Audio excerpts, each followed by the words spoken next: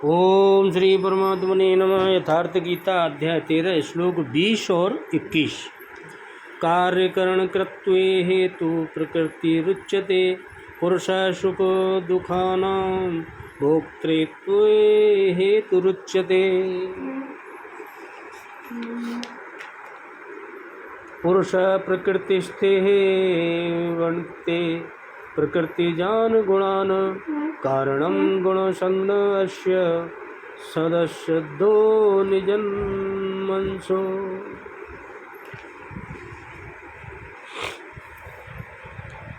भगवान बोले, अर्जुन, कार्य और करण को उत्पन्न करने में हेतु प्रकृति कही जाती है। प्रकृति के द्वारा ही कार्य और कारण बनते हैं और जीवात्मा सुख और दुखों के भोक्तापन में अर्थात भोगने में हेतु कहा जाता है। सुख और दुख का कारण जीवात्मा होती है और प्रकृति में स्थित ही पुरुष प्रकृति से उत्पन्न त्रिगुणात्मक पदार्थों को भोगता है और इन गुणों का संग ही इस जीवात्मा के अच्छी बुरी योनियों में जन्म लेने का कारण है। बहुत महत्वपूर्ण विषय, ध्यान से सुनना, बहुत ध्यान से सुनने की चीज है।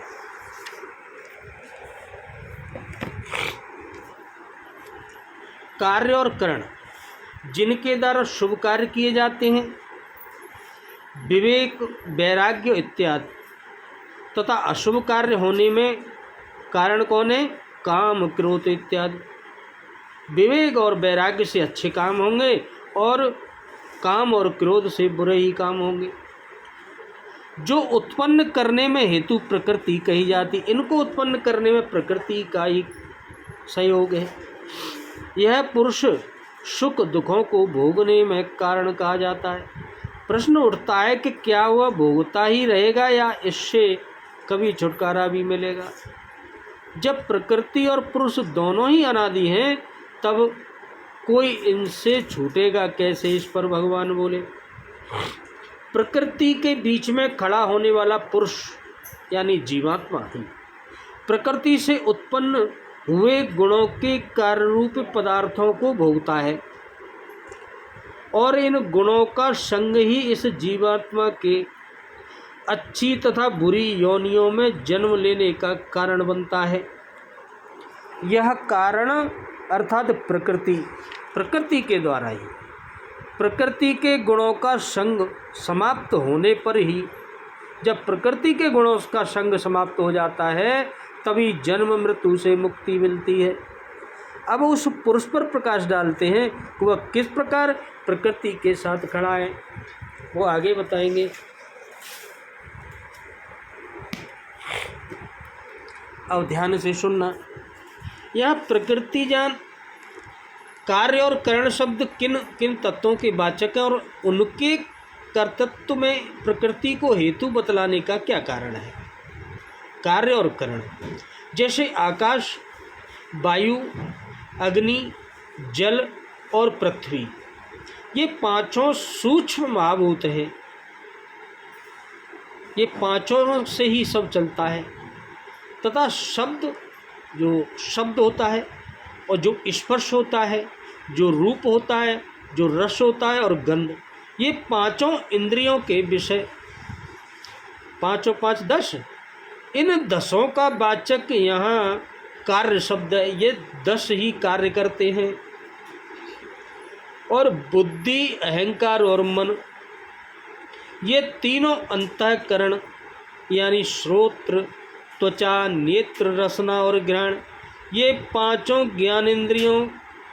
ज्ञानेंद्रियां एवं वाक, हस्त, पाद, वस्तु, गुदा, ये पांचों कर्मेंद्रियां, इनसे होता है। इन 13 का वाचक यहाँ करण शब्द है। कार्य वो करते हैं और करण ये है। ये 23 तत्व प्रकृति से ही उत्पन्न होते हैं। ये प्रकृति की वजह से ही है। प्रकृति ही इनका उपादान कारण है, उन्हीं से जन्म होता है। इसलिए प्रकृति को इनके उत्पन्न करने में हेतु बतलाया गया, यानी कारण बतलाया गया। इन प्रकृति की वजह से ही है पांचों। कौन कौन? आकाश, वायु, अग्नि, जल पृथ्वी, शब्द स्पर्श रूप और रस और गंध, और बुद्धि अहंकार और मन, और पांचों इनके जिनते काम करते हैं, श्रोत्र त्वचा नेत्र रसना और घ्राण, यानी इनको कहते हैं बाक हस्त पाद उपस्थ और गुदा। इन 23 में एक की दूसरे से किस प्रकार उत्पत्ति मानी जाती, एक से दूसरा उत्पन्न हो जाता है। कैसे? जैसे प्रकृति से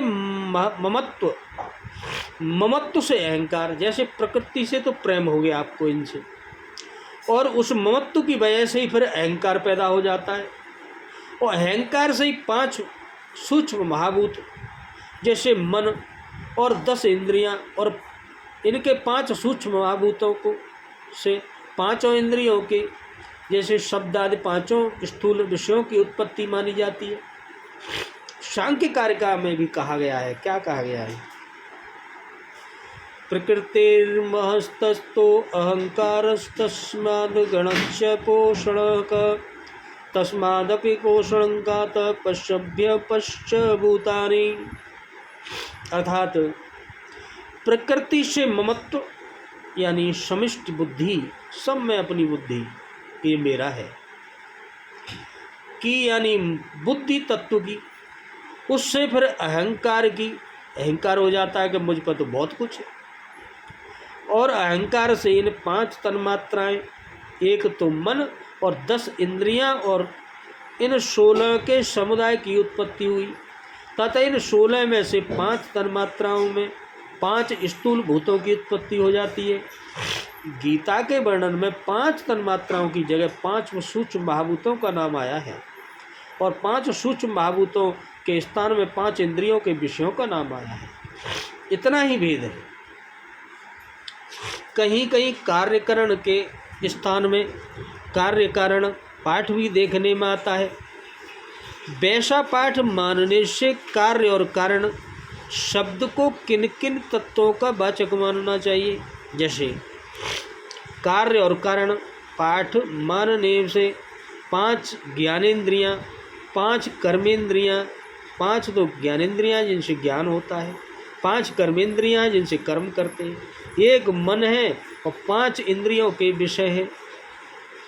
इन 16 का वाचक कार्य शब्द को समझना चाहिए। यही कार्य है, क्योंकि ये सब दूसरों के कार्य हैं, किंतु स्वयं किसी के कारण नहीं है।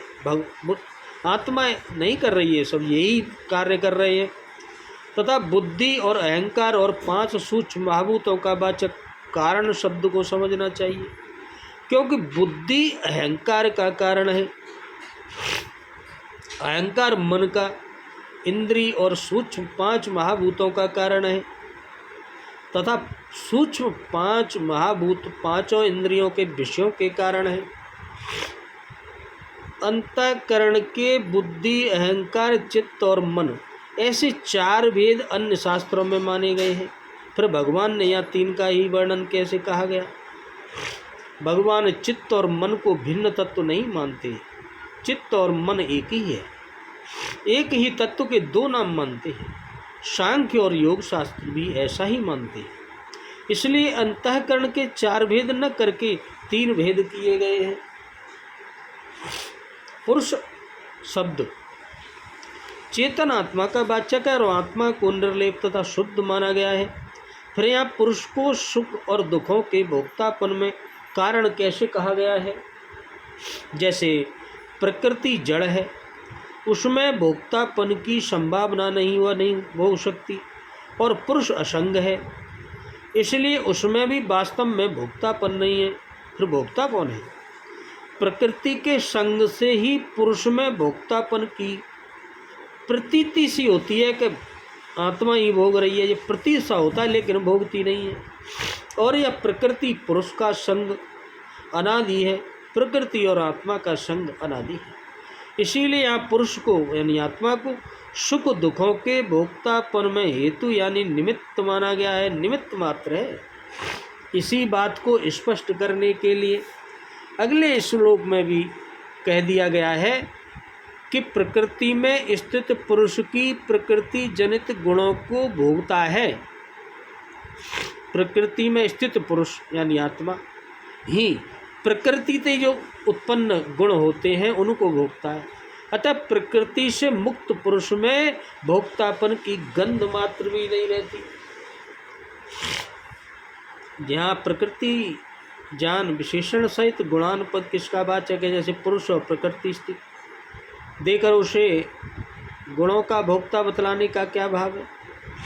जैसे प्रकृति जनित सत्व, रज और तम ये तीनों गुण तथा इनके कार्य शब्द, स्पर्श रूप, रस और गंध रूप जितने भी सांसारिक पदार्थ हैं उन सब का वाचक यहाँ प्रकृति जान विशेषण के सहित गुणानुपद है तथा पुरुष के साथ प्रकृति स्थित विशेषण देकर उसे उन गुणों का भोक्ता बतलाने का यह अभिप्राय है कि प्रकृति से बने हुए स्थूल, सूक्ष्म और कारण इन तीनों शरीरों में से किसी भी शरीर के साथ जब तक इस जीवात्मा का संबंध रहता है तब तक वह प्रकृति में स्थित प्रकृति स्थित कहलाता है।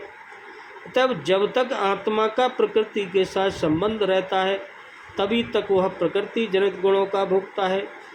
प्रकृति से संबंध छूट जाने के बाद उसमें भोक्तापन नहीं है, क्योंकि वास्तव में पुरुष का स्वरूप नित्य असंग ही है। सद्य सद्योनि शब्द किन योनियों का वाचक है और गुणों का संग क्या है, एवं वह इस जीवात्मा के सद्य योनियों में जन्म लेने का कारण कैसे है। सद्य योनियाँ शब्द यहाँ अच्छी और बुरी योनियों का वाचक है। अभिप्राय यह है कि मनुष्य से लेकर उससे ऊंची जितनी भी देवियाँ योनियाँ हैं सब सत योनियाँ हैं, और मनुष्य से नीची जितनी भी पशु पक्षी वृक्ष और लता आदि योनियाँ हैं वे असत हैं। जैसे सत्व, रज और तम इन तीनों गुणों के साथ जो जीव का अनादि सिद्ध संबंध है एवं उनके कार्य रूप सांसारिक पदार्थों में जो आसक्ति है वही गुणों का संग है। जिस मनुष्य की जिस गुण में या उसके कार्य रूप पदार्थ में आसक्ति होगी उसकी वैसी ही वासना होगी और उसी के अनुसार उसे पुनर्जन्म प्राप्त होगा। इसीलिए अच्छी बुरी योनियों की प्राप्ति में गुणों के संग को कारण बतलाया गया है। जैसे प्रकृति शब्द का अर्थ गीता अध्याय 7:14 में कही हुई भगवान की त्रिगुणमयी माया समझना चाहिए। सत्वगुण के संग में देव योनियों एवं राजगुणों के संग में मनुष्य योनियों में और तमोगुण के संग में पशु पक्षी आदि नीच योनियों में जन्म होता है।